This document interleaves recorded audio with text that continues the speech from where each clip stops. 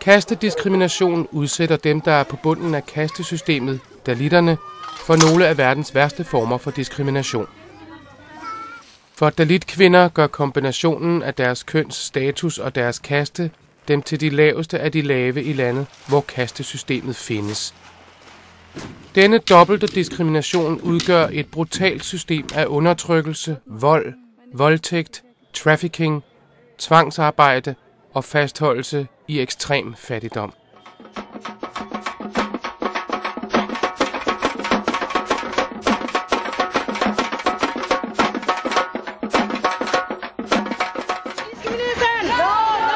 I Nepal, Indien, Pakistan og Bangladesh samler og organiserer dalitkvinder sig for at tale om og handle for at gøre en ende på diskriminationen imod dem.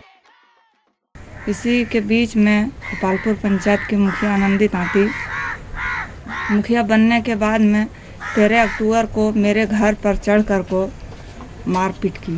जब बच्चा को और गोतनी को चिल्लाते हुए देखे तो खाना छोड़कर को हम जब देखने के लिए गए तो जैसे एक आदमी मुंह में कपड़ा डाले और आनंदी तांती बलात्कार की। I Indien har vold mod dalitkvinder været en afgørende faktor for landets placering som et af verdens top 5 farligste steder at være en kvinde.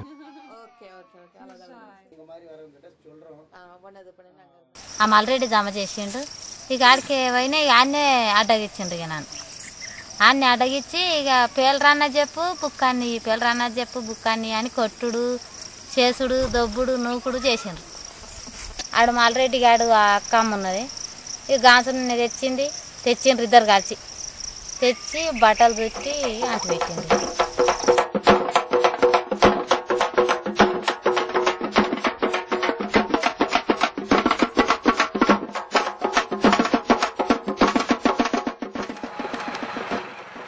Voldtægt og vold mod dalitkvinder, ligesom offentlig ydmygelse, såsom at blive udstillet nøgen, bruges til at afstraffe dalitsamfund, der bryder med kasteregler for at opnå bedre levevilkår.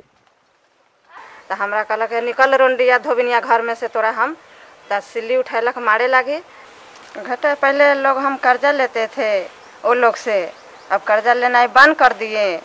अपना मीटिंग करके पैसा बचत करके अपना परिवार में चला रहे हैं कुछ बचत के लिए 20 रुपया के महीना। वो लोग सोचता है से अभी लोग कर्जा नहीं लेगा, बंद कर दिया। अब ऐसे आदमी आगे मुँह बढ़े नहीं देता है। Politiet overser eller nægter ofte dalitkvinder deres ret til at søge lovens beskyttelse.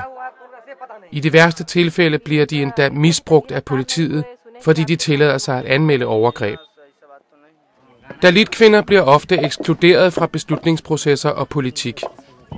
De bliver ofte nægtet rettigheder til land eller økonomiske goder og bliver dermed fastholdt i ekstrem fattigdom, fordi betalingen for det arbejde, deres kaste dikterer, de skal udføre, er tæt på ingenting.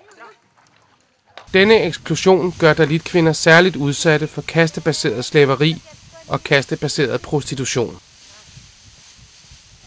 I Indien kan dalitpiger blive givet til templet som tempelprostituerede, kendt under navnet Devadasis. Denne praksis er officielt ulovlig, men er stadig meget udbredt. My name is Lalita. I'm 20 years old. I'm dedicated in the age of 3 to 4 years to the temple prostitution. And I was every day go and come, play around near the temple. At the 12th age, I was dedicated to sleep with the priest. I Nepal bliver dalitpiger fra Bardikasten ofte mærket som prostituerede allerede fra fødslen, fordi det bliver betragtet som deres kastebaserede erhverv. 14 वर्ष बच्चाले यो काम गर्ने हो त भन्नु न। अब बिहा अहिले त पर्ने मेरो हैन। अब बाध्यताले खाना पुग्दैन लाउन पुग्दैन के यार आमै तिमी न पाल्छौ भने अब अघि मैले पाले अब त ठुली बहिनी छोरीहरु आमै को छ पाल्ने भने फेरि जामला भन्ने लाग्छ नि। खै अब धेरै पैसाहरु गरेर फेरि जाम जागिरी खाम भन्ने त लाग्छ तर पर्न जागिरी खान त्यस्तै मन लाग्छ तर For dalitpiger som Binita ekskluderer deres kaste dem fra uddannelse og alternative erhverv.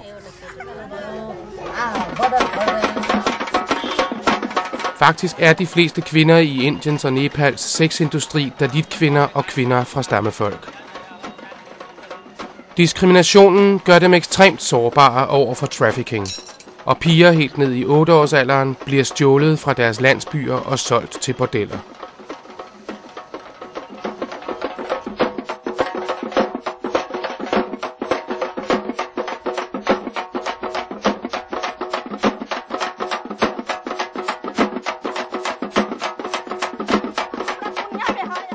Ulykkeligvis bliver Dalit-kvinder udsat for mere vold og flere repressalier, jo mere de gør krav på deres rettigheder.